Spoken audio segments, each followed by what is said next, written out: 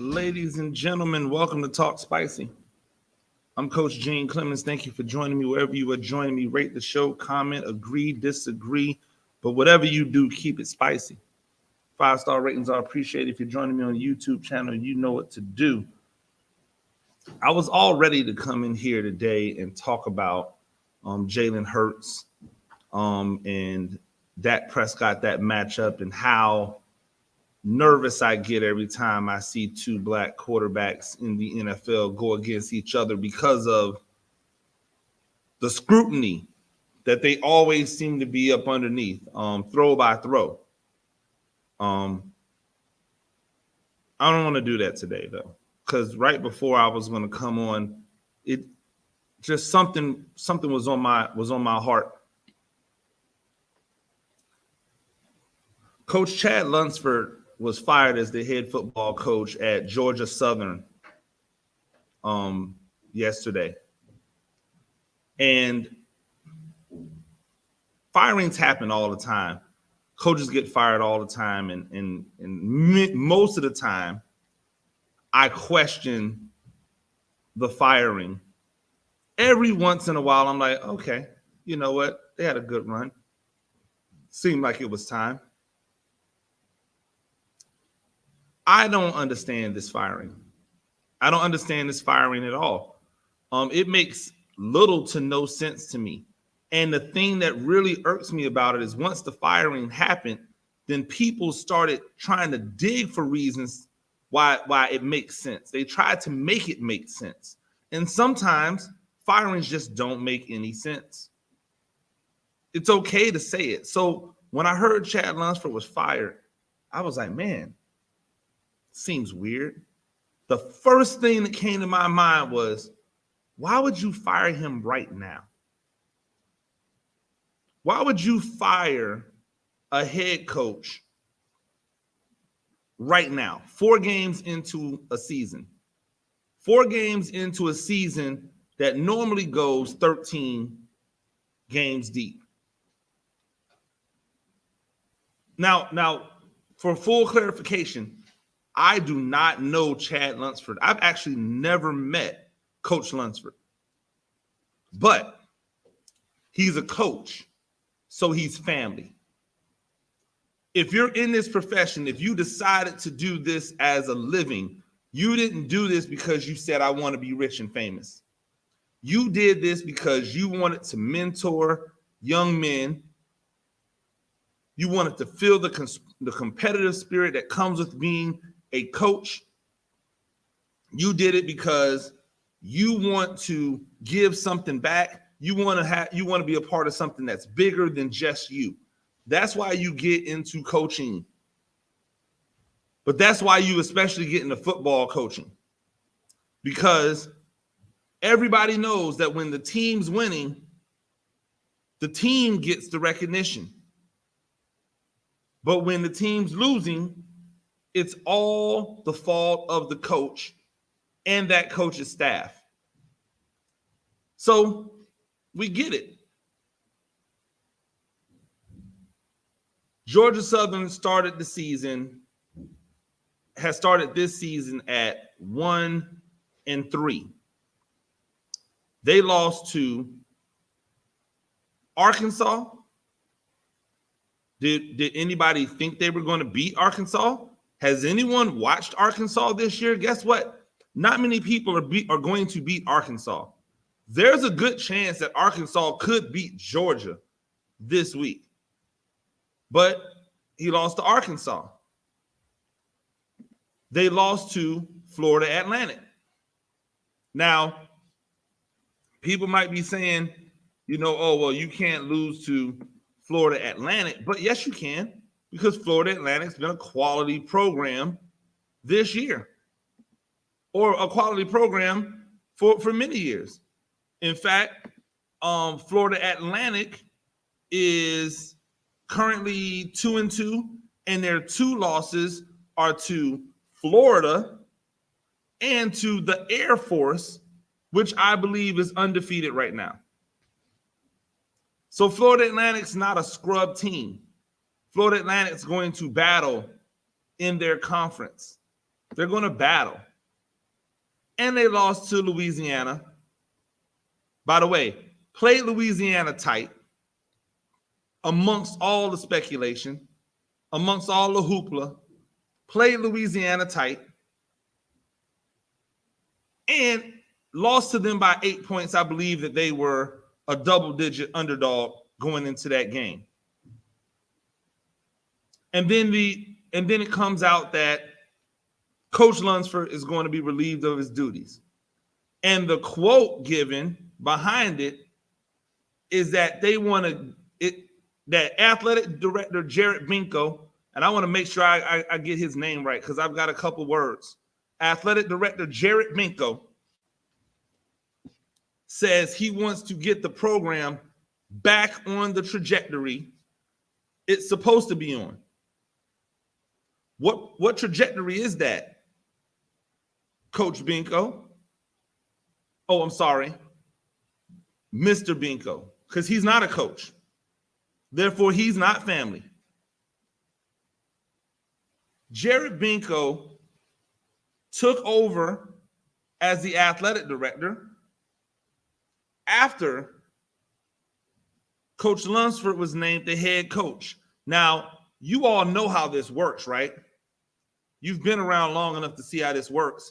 Athletic directors, the same as general managers in the professional ranks, when they get the job, they want to put their fingerprints all over the program. Why? Because they're business people. See, never forget, the athletic director is not a calling. The athletic director is not a calling. You're not called to be an athletic director. Athletic director is an administrative job. And what do people in administrative roles want to do? They want to advance. Jared Binko has gone around advancing. This is his first opportunity as an athletic director. You don't think he wants to be able to name his own coach? He wants to see the coach that he hires in the most high-profile sport at the school have success. If Coach Chad Lunsford has success at Georgia Southern, nobody goes, that was a great hire by Jared Binko. He must really have this athletic director thing down. Nobody does that. They're going to go, well, he inherited a good thing, which, by the way, he did. He inherited a great coach, a quality mentor, one that's willing to stand in the trenches with his players. When the Black Lives Matter movement was going on and all of these killings, and it was high profile and the country was on edge, Coach Lunsford was front and center with his players. I didn't see Jared Binko. Now, if he was there, great, cool. I didn't see him. When things don't go right, I see Coach Lunsford stand up and say, we'll get it together. I didn't see him throw players under the bus. When his starting quarterback, who could have come back for another season, decides to transfer to go be a wide receiver where he doesn't even really get any burn. When he does that, I don't see him say, well, we just lost our guy. He stands in there and takes the arrows, takes the bullets, says, we'll get it fixed. And you know what? I heard someone yesterday, I believe it was Christian Gokel, say that he believes in Jared Binko. And my question to Christian and to anybody who says something like that is, why? When has he ever held an athletic director role where you can say for unequivocally he knows what he's doing? This is his first time. He's been on the sidelines at places when things were getting done. He's been on the sidelines. Mississippi State, that's where he came from. He came from Mississippi State, where he was the deputy AD. What has Mississippi State done from 16 to 20 to make you believe that Jared Binko riding shotgun understands how to do it when he's sitting in the main seat? Before that, he was at Auburn from 15 to 16 as an assistant AD. What did Auburn do in 15 to 16 that makes you believe that he can get it done while sitting in the main seat? He was at Arkansas from 11 to 15. He was the director of business operations. You know what that tells me? He had nothing to do with the mechanics of hiring and firing coaches. He was in charge of the business, making sure the money made sense, making sure that's what he did. The business side of it, not the actual interpersonal side of it. When he was at Georgia from 08 to 11, he was the assistant director of business operations. Once again, the athletic director job is not a calling. It's not a calling. It's an administrative position, and it's one that in business, people are always trying to find the next level. Always. So we say goodbye to Chad Lunsford because the program had fallen off, right? Because the program had went down. Even though they lost to Florida Atlantic, they were not favored in that game. They lost to Louisiana. They were not favored in that game. They were a double-digit underdog, and they lost to Arkansas, who may just be one of the best teams in the country this year. Those are the three losses that they have right now. They're 1-3. When Coach Lunsford took over this job in 2017, halfway through the season, by the way, when they fired a coach midway through the season when he was 0-6 after only 2 seasons, after only 1.5 seasons, which I'm not for. If you heard me talk about Willie Taggart at any point in time, I'm not down for that. But they got Tyson Summers out of there. Chad Lunsford took over, finished the season 2-4. Next season, 10-3. Goes to a bowl game, wins it. Next season, 7-6. Goes to a bowl game, loses. 2020, amongst all of the stuff going on, 8-5. Went to a New Orleans Bowl, wins it. Exactly what are we getting back to? Oh, maybe they want to get back to the Willie Fritz years. Maybe that's what it is. They want to get back to the Willie Fritz years. Willie Fritz was 9-3 and 9-4 in the 2 seasons where they were in the Sun Belt Conference. In the 2 seasons when they were in the Sun Belt Conference, Willie Fritz was 9-3 and 9-4. He went to 1 bowl game. That was the GoDaddy Bowl. He won it. Then he took his talent somewhere else. Chad Lunsford was 10-3, 7-6, and 8-5. So he was 1 game worse. What are you getting back to? Here's what I know, Jared Binko. Here's what I know. When you get a guy out of there, a head coach that's respected, like Chad Lunsford is respected, now it's your time. Now your clock is ticking because this next hire is your hire. When you don't respect the coach who's giving it up to your school enough to allow him to play out the season because you're afraid that he might end up still being 8-5, he might end up still being 7-6, and if that's the case, then is it really cause to fire him because he's still essentially on par with where he's been? But even if you had decided that you were going to fire him, you could have given him the opportunity to go out on his shield. Because I've never seen a coach get fired early, allow a team to be able to get the coach that they absolutely wanted without any type of complications. I've never seen it happen.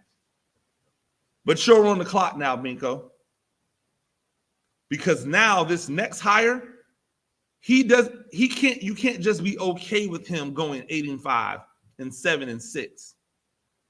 You can't be okay with him keeping a kid off of the bus, shotgunning a beer that people wanted to make a big deal out of, like Coach Lunsford told him to go up there, or like he doesn't have control of his program because one kid got super excited and then went rogue. You don't have that luxury anymore. Your next coach has to win, and they have to win at a high level. They have to win a Sun Belt championship.